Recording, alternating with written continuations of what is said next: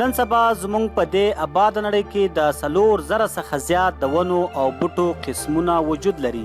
په دغو کې بعضې دومره عجیب او حیرانونکي دي چې د لومړي ځل په لیدو یې انسان حیران شي او داسې فکر هم نه کوي چې داسې عجیب بوټي دي په دې نړۍ کې وي. او تاسو شاید اوس هم له هغو بوټو څخه بې خبره یئ.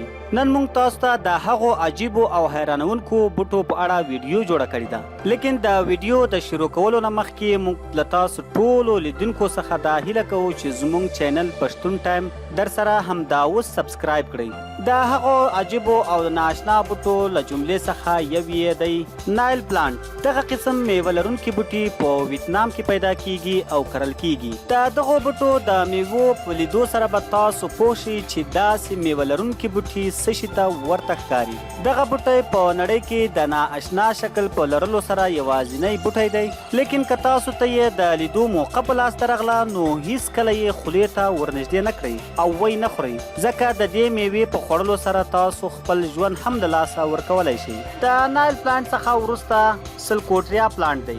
دغه قسم بوټی د امریکا په متحده ایالاتو کې لیدلی شئ. سلکوټریا پلانټ په نړۍ کې د خپلې ځانګړې ښکلا او ښایست له وجې ډېر مشهور دی، ځکه که دغه بوټي ته د مخې لخوا وکتل شي نو داسې ښکاري لکه د نجلۍ شونډې. تاسو یې په ویډیو کې هم لیدلی شئ چې دغه بوټی څه قسم شکل لري.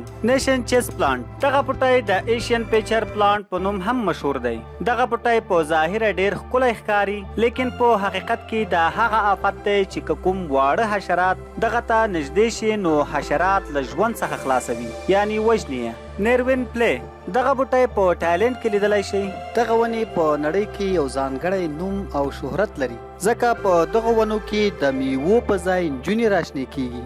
د دغو عجیبو او ناشنا ونو د اصل حقیقت معلومولو لپاره د نړۍ هر قسم ماهرینو ډېرې تجربې وکړې، لیکن ناکام شول. بریکولا سیما.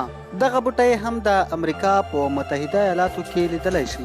دغه بوټی د مونکي ارچن په نوم هم خلک پیژني، ځکه د دغو بوټو شکل بیزوګانو ته ورته ده او مونکي په انګلیسي کې بیزو ته ویل کیږي.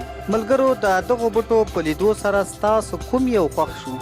په کمنټ کې مو رایه را سره شریکه کړئ. تر بلې ویډیو مو په لوی او بخښونکي رب سپارم. مننه چې ویډیو مو تر پایه را سره وکتله.